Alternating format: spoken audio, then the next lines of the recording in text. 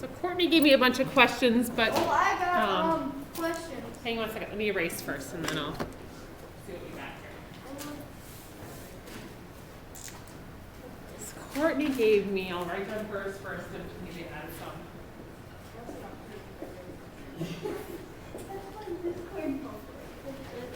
Other questions other than those? No. That's it? Yeah. 17. Other questions? What's going on? What's that? So we have 7, 9, 12, 13, 14, 15, and 17. Any other ones?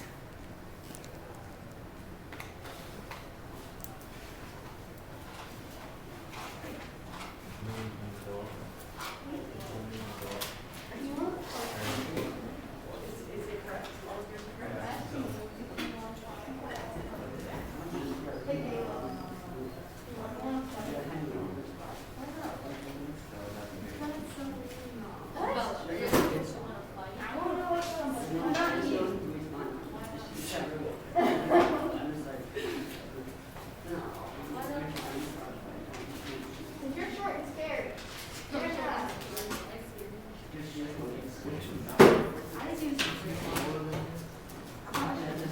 My brother tells me it's like homeless, so we're going to tell her it's like homeless. Or actually, I get stepped on. One time, we were at, I don't know, me and Bill were fighting. Stepped on my face. Well, right here. I cried. Oh, yeah. I think she could. I could. Challenge her. Yeah, right. Are you okay? You're not normal, are you? What did you guys? All right, so let's go through the questions you guys had. If they didn't, if your homework was not done, I would suggest doing this with us, please. Oopsie. So if you didn't finish some of these or had questions on them as well, please go through them with us. Now, number 7, I guarantee there's going to be a question just like this on our test. So there's not any doubts. I don't try to be tricky about what I put on tests. This is one, there's going to be one just like this. So this is kind of our typical geometric mean problem where the x is shared in the middle. So this x is shared between these two triangles, and then these two sides kind of are the other corresponding sides that go with that. So in this case, automatically I know it has to be x and x that are shared, but they can't be in the same spot because they're a different side of each of those triangles. On this triangle, it's the shortest side. On this triangle, it's the medium side. These are the other two corresponding sides.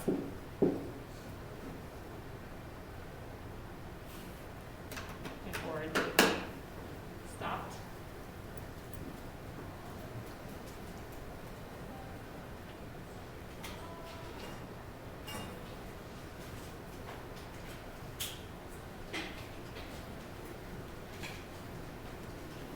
To be in the other plug, okay? So then the other two sides would be 20 and 5. And we cross multiply. X times x is x squared, 20 times 5 is 100. And then I take the square root of each side, and so I find out x is 10. And so that's the value of that x or that x line there in the middle. So like I said, no doubt about it, there's going to be a question like that on the test.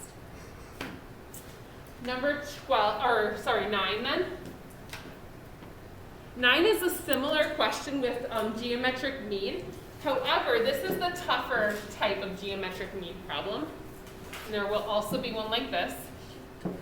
Really, I feel like this whole test is kind of just a new version of each of these problems. So there's not a lot of variance. It's kind of just, find those different parts. So now this one is set up differently than the last one. They're not asking us about that shared side. Now, if you wanted to find that and then do Pythagorean theorem to find the x, that would work. But there is a faster way. So what I'm going to do is I'm going to draw this triangle kind of on its own over here. Anytime you're stuck, I'd suggest trying this where you draw them separately. So this is 12 and this is x. So I just drew this triangle here. And so I know one of the sides, I'm trying to find the other side. Then other one that I know is this one. That should be a little right angle there. So I'm going to draw that as well. So this is x, but then this whole side is what? 15. So in this problem, it's set up a little bit differently, but it's the same idea. So what I'm going to do is I'm going to look at, this is the hypotenuse, this is the hypotenuse. So x would go with 15. Then the 12 is the middle side, the x is the middle side over here. And again, since the x is used twice, they go opposite one another. It's the shared side, so that's where they go diagonal from one another in the proportion. And then 12 times 15, I believe is 180, I think. Take the square root of each side. And I believe we get like 13 point something. And on the test, I'll be really clear about if I want something. I believe on the test I did 2 decimal places. I did the hundredths place. So I'll say round to the hundredths place or write it in simplest radical form. So like a problem like this, I would say round to the hundredths place. So that's going to be like 13.4 in this case for 2 if I went to 2 decimal places. I think the homework just asks you to go to 1. So I'll be really specific. So if it says decimals, you're going to, or like round it, it's going to look like this. If I want it in simplest radical form, then it'll say that. So I'll try to be really specific. It'll be like underlined or really clear on there what form I want. All right, so that's number 9. I'm going to go to number 12 then if we could. Number 12 is one of my special right triangles. This one's bad. I didn't give you one that's this tough on the test. This one just ends up being a bunch of decimals and fractions, and these are supposed to be a little more straightforward than this. So this one's definitely a tough one. So if this is, this one was a problem, I understand.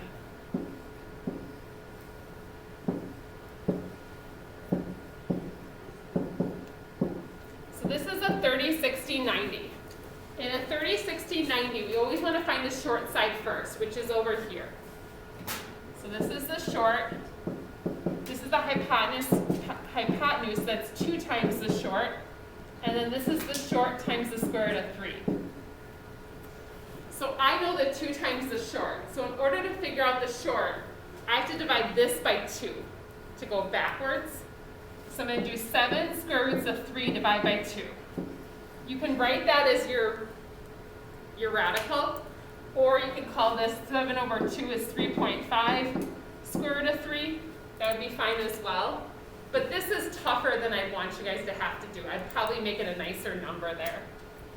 Once I know that, then once I know the short, I have to take the short side and multiply it by the square root of 3.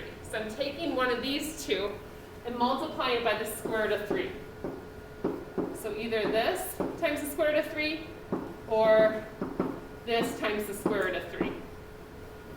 So here, this becomes square root of 3, square root of 3, so that's just going to be 3. So it's going to be 7 times 3 over 2, so 21 over 2.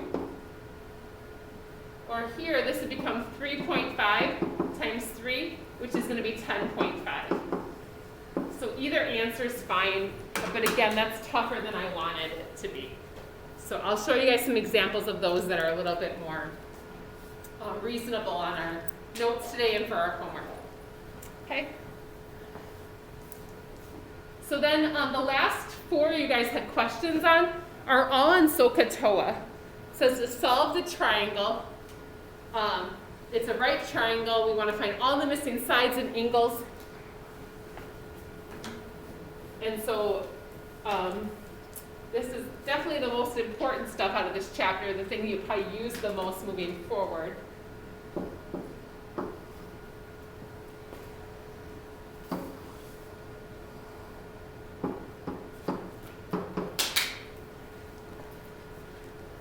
Okay, so we have to find all the missing sides and angles.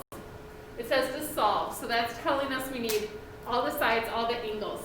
So I'm going to first find this x, like this hypotenuse, which has to be our c, because it's the longest side.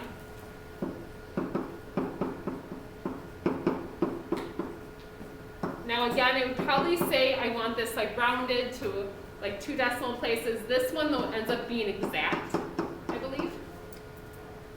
Or no, maybe not. Did I set that up right? It's not. I guess it's not an exact one I was thinking it was. Or is it? Oh no.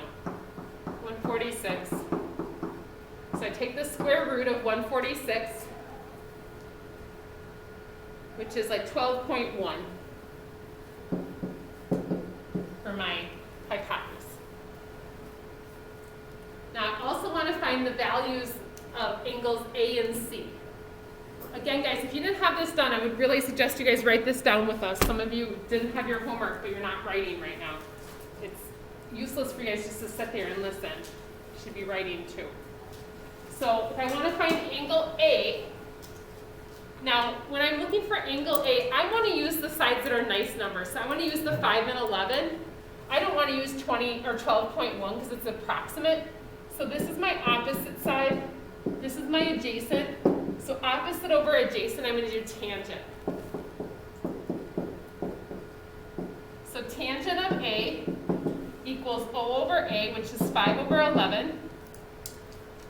So I want to find the value of A. And this is where we use that inverse tangent. If you guys haven't been punching this into your calculator, you should be doing that. So make sure you guys are practicing how to put that into your calculator. Inverse tangent of 5 over 11. This is not something you can do off the top of your head. So make sure you guys have a calculator for tomorrow. So A is 24.4 degrees. So that's my value of A. And then once I know that, I can find C because I know the 3 angles add up to 180. So I have 90 here. I have 24.4 there. So that leaves me 65.6 here for angle C.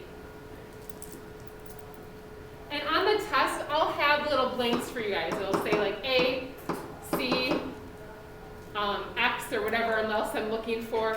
It'll help you to like know what to fill in.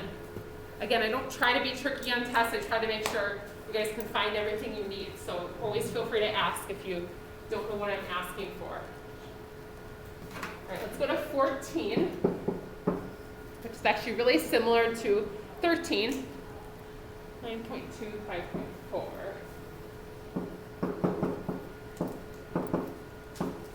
So in this one, again, they give us 2 sides. But this time, one of the missing sides is one of the either the A or the B. So this is C, A or B, doesn't really matter. I'll call that A.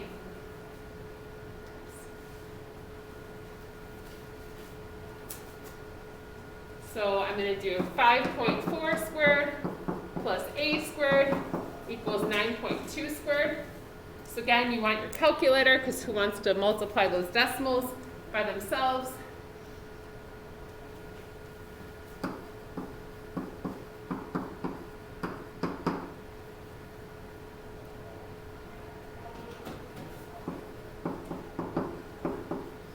Oops, that should be that.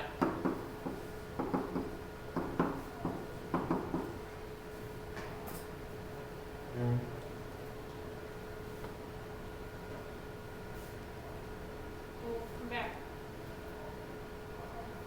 So this is A squared equals 55.48. Then take the square root of that, and I get like 7.4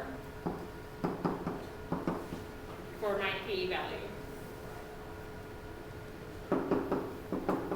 And again, once I know that, then I can find my D or F using SOHCAHTOA. So if I want to use D, again, we have our opposite, our hypotenuse, our adjacent. Now, I like using the numbers that I know for sure. So I'm going to use 9.2 and 5.4 because those are exact. They gave us those values. I prefer to do that, so I'm going to use cosine, pa. Cosine of D equals adjacent over hypotenuse. So then we'll do the inverse cosine of that. Although those aren't nice numbers, that's even a worse number, so I prefer to do this. And that'll give me my value of D. And again, you should be practicing this on your calculator. Don't come to me during the test and say, I don't know how to punch this into my calculator. It's a little too late at that point. So D is 54.1 degrees. And then again, once I know that, then I can find F. And that's 35.9. All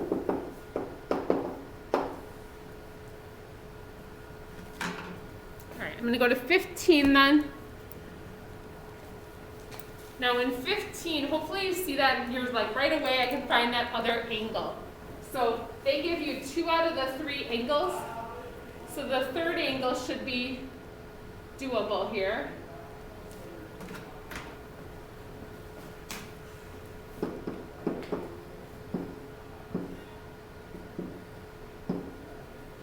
So 53.2. And then 14, and then I need to find all the other sides. So GHJ. So I'm just going to call like this like X and Y. I can find again angle G because I know the angle should add up to 180. So I'm going to do 53.2 subtracting from 180. So that'll give me 36.8, I think. That's one right? I think. That's 90. And then that's 90, yeah. So they give us that angle. But if I'm working with like angle J here, I'm trying to find X and Y. So here's my opposite. Here's my hypotenuse. And then my adjacent. Now, since I know my adjacent, I'm going to be strategic. My adjacent's in the denominator in TOA. So I like TOA in this case because I like when I know that number on the bottom. So I'm going to do tangent of 53.2 equals the opposite over the adjacent. Then I'm going to solve this by multiplying by 14. And that'll give me my X value. And then that gives me 18.7 for this. And then at this point, I can just do Pythagorean theorem to find the hypotenuse or use another trig function. So 18.7 squared plus 14 squared will give me y squared.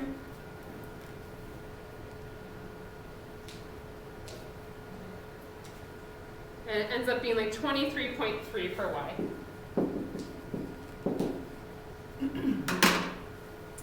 And then finally 17. So in 17, they say you're like, I don't know, you're digging in your backyard, or there's a hill in your neighborhood. They want the angle of elevation for the hill. So the fact that this is a hill doesn't really matter as much as it's a triangle. They kind of draw that in there for you. They give you 750 feet. They give you 2,000 feet. And they tell you want this angle. So that leaves us that we have to set up this ratio. This is my opposite. This is my hypotenuse. So opposite and hypotenuse is sine. So we're going to do sine of x equals opposite over hypotenuse. And then to find x, that's where I use that inverse sign. And that'll give us our angle, which is like 20 something, I think, but I don't know. 22, I think. It's like 22.02, so 22 degrees. All right. So I will get you guys your notes. We're getting ready for our test tomorrow. We're going to go through review notes. But remember, you also had that chart from last class. That would be a really good thing to study. That was like on goldenrod colored paper, like bright yellow.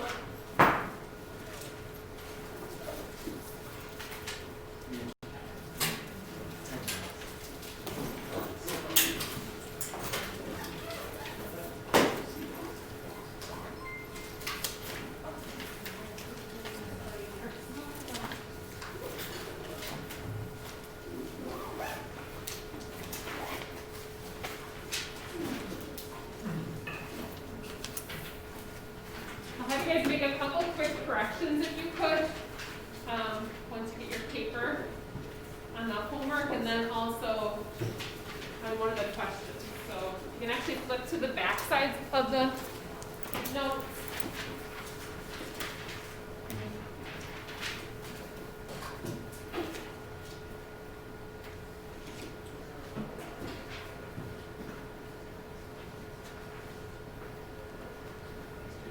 Yeah. You guys could go to example 6. If you can change that 10 to a 12 instead here. So in example 6, change the 10 to a 12. And then if you want to go down to the homework, we're making the homework one problem shorter, not much. So rather than starting at number 3, you can start at number 5. So number 6, you're changing to 12 up here. And then down on the bottom of the homework, you're going to change it starting 5 through 17 odds. Okay. So a couple quick corrections, fixes.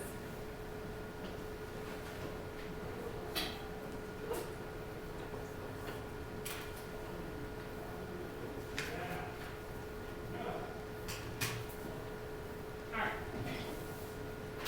So our test is tomorrow.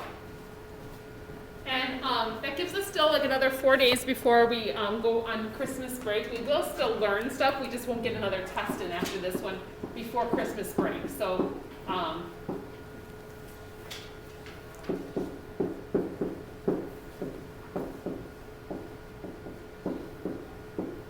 this is the last test of the 2020. Remind you guys also to study your chart. So that's that, like I said, the goldenrod chart that we made last class. Make sure you guys are studying that, kind of have that out, knowing those different formulas. And know that it is a honest test taking strategy. The minute you get your test is write all the formulas down. That's okay to do. Put those on the test. You know you're going to use SOHCAHTOA. You know you're going to use a squared plus b squared equals c squared. Kind of putting those things down right away is a really good test taking strategy. So as long as you don't have like your notes out, that's okay to do that. So I suggest that. Again, you want a calculator with you guys, especially one that you're comfortable with, because you're going to want to make sure you know how to do all these calculations. Almost everything requires a calculator on this test. So in section 7.1 is where we learn a squared plus b squared equals c squared, Pythagorean theorem. Now on this review, I'd be rounding to the tenths place, if applicable. That means if you need to. On the test, I'm going to go 2 decimal places, which is the hundredths place.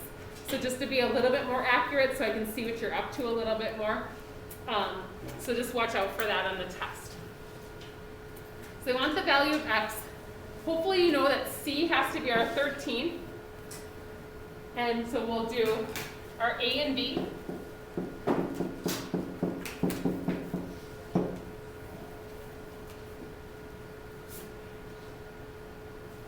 Now I think this one actually ends up working out to be a nice number. So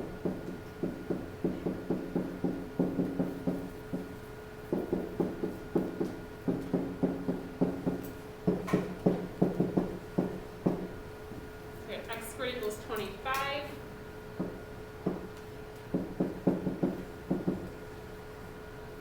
Where x is 5. And kind of doing a little bit of, right? Doing a little bit of like kind of reflection or real quick, like check, does it make sense for the problem? Make sure to go back and look real quick. I mean, if you got an answer like 200, I would hope you question like what happened there. So kind of checking that as you guys go. You will do the Pythagorean theorem quite a few times on this test.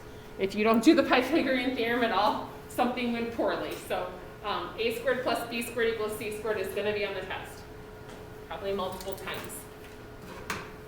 The next one that won't show up there a ton is the Pythagorean inequalities. That's what happens when they're not equal.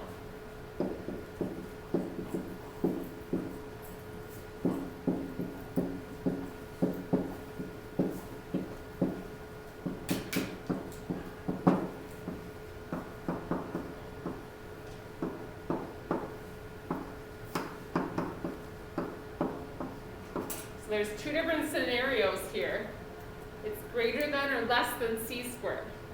If a squared plus b squared is greater than c squared, then it's acute. And then there's also obtuse.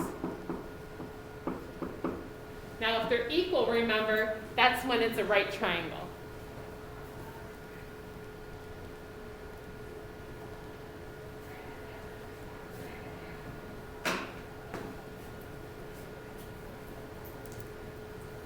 But also remember, in this section, we talked about whether or not it's a triangle at all. So remember, in order to be a triangle, it has to be that a plus b has to be greater than c just in general. So in order to be a triangle, that has to be the case. So like a plus 4 has to be greater than the square root of 113, which it is. So it has to be that the two shorter sides are longer than the third side.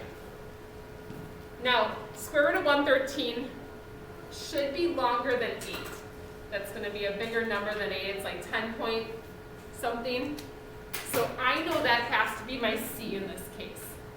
My a and b are my other two sides, so I'm going to check and see, is it acute, right, or obtuse?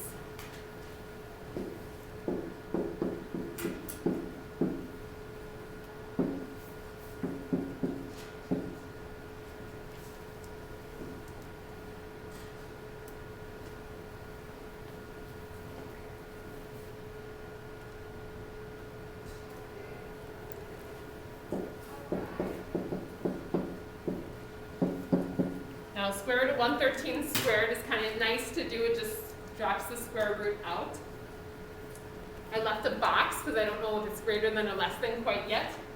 This is going to be 80. So 113 is bigger. So what kind of triangle is this going to be? Obtuse. Yeah, because this is bigger than the a squared plus b squared. It's an obtuse triangle.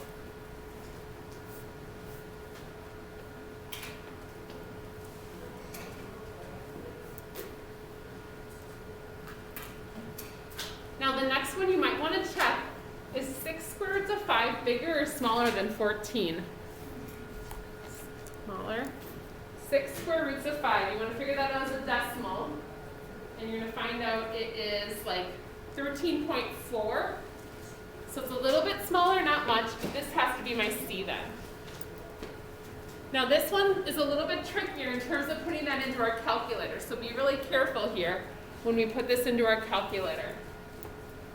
So in this case, I have 6 square roots of 5, but I have to square that whole thing. We're going to talk about what that is, so make sure we try that in your calculator and see. And then we're comparing that to 14 squared. So try 6 square roots of 5 squared in your calculator and see what you guys get. Because if you're not getting the right thing, we need to talk about how to put it in correctly.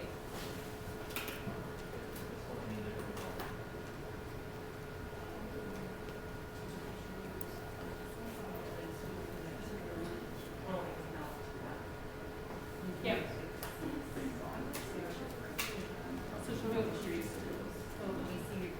So here's a kind of arrow over. So when you do, so type 6 square roots of 5. Yeah, we can do that. And then you have to like arrow, oh, so see, it's still like in front of us. And then arrow over, now close it off. Yeah, so you have to kind of play, so you have to make sure you're outside the plate. It should be 180. Yep. So 6 square roots of 5 squared should be 180. Okay, let's figure it out. So maybe hit enter now. And now square that. Hit square.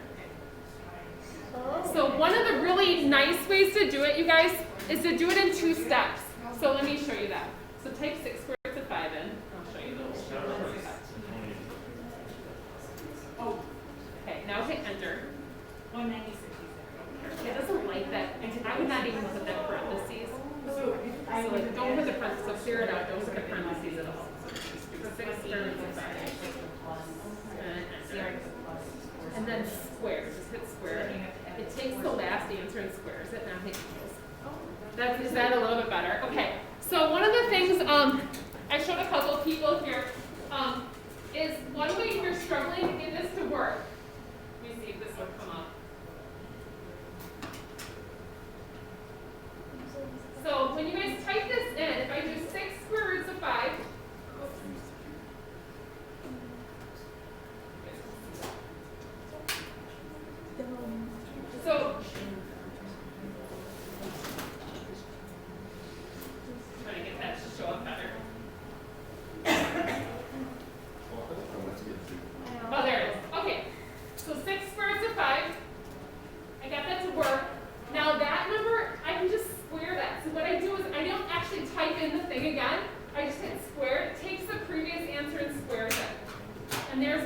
180. That's another way to do it that might be easier than trying to do all the crazy parentheses. Okay? If you can get it to work, that's fine. I want to make sure you guys are able to get things to work in your calculator. Yep. Then, okay, so then just do squared. It takes your last answer and squares it. There. Yep. If you want to change that to a decimal too, so type in 6 squared to 5 again. Guys, don't forget about the little button that's the little 2 arrows next to each other. So hit enter. And then if you want that as a decimal, you can always get that. There's a little button on your calculator also, the 2 little arrows that are pointed out, it gives it as approximate decimal as well. So this is 180, sorry. This is 16, and is this 196? Okay. Then this is also 196. So this is equal, so then this has to be a right triangle. Okay? So it's making sure you guys know how to use your calculator appropriately and like that you're getting the answer that's actually the true answer. I mean, calculators are nice, but you have to know how to use them correctly. Otherwise, they don't really do much for you other than kind of just not let you know the correct answer. So we want to make sure we got it. So the next thing here, is our geometric mean. We'll do these and then we'll take a notes break.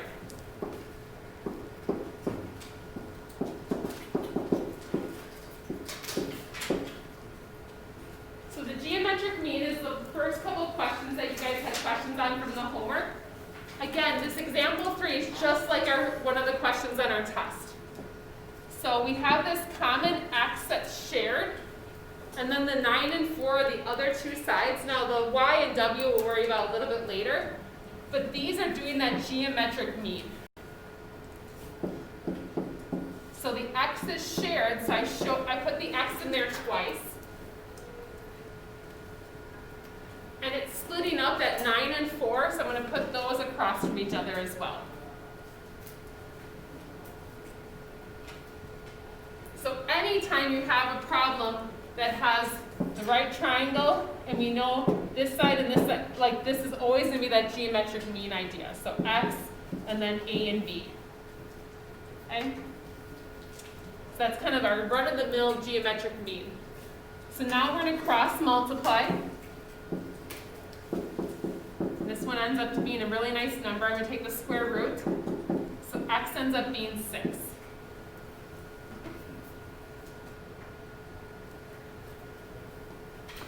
However, unlike our homework question, we're not done yet. They want to know y and w as well. But those are both right triangles. So if I know 2 sides of a right triangle, I can find the third. So at this point, I'm looking at like just this right side here, where w is my hypotenuse.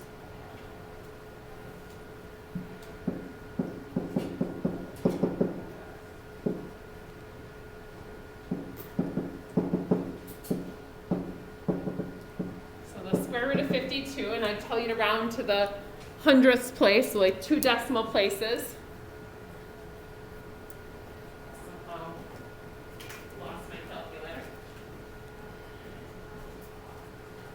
Square root of 52. Again, our answer should make some sort of sense, 7.21. We go to 2 decimal places for my w. And then I can do the same thing for y. B squared plus b squared equals c squared.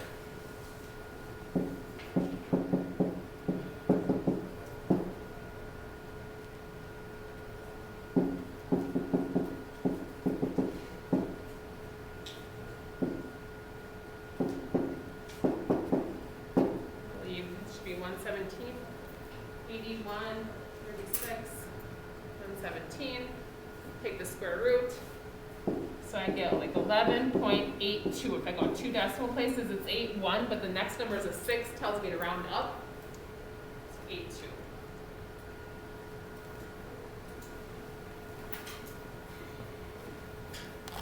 And then example 4 is one of those I think is a tougher geometric mean problem. This is one of the ones where we kind of are like missing that information that that middle X value, they're not really asking about that. So this is one you want to draw more than one triangle. So in this case, this little triangle here, I know one of the sides, I want to find the other. And then this triangle, I only know one side, I don't know anything else. So I'm also going to use the big triangle.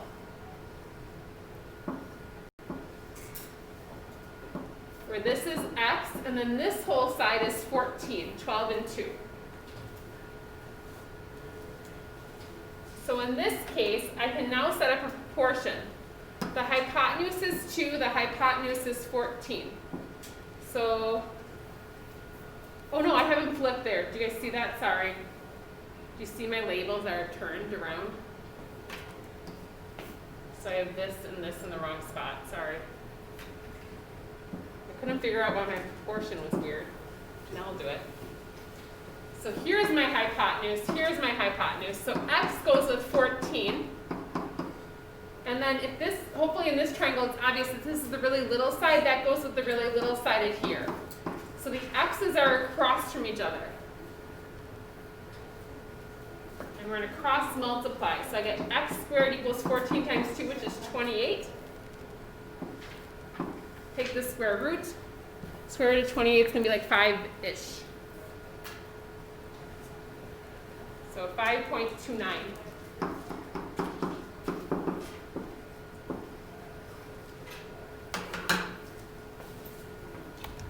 All right, so I'm going to pause this right here. If you guys want to give yourself a quick break, I let my other class, I was trying to get technology stuff figured out. I let my other class, if you want to grab whiteboards and do a quick hangman game, you could do hangman real quick, or tic-tac-toe, or just chat for a few, drawing contest, I don't know. Take a minute.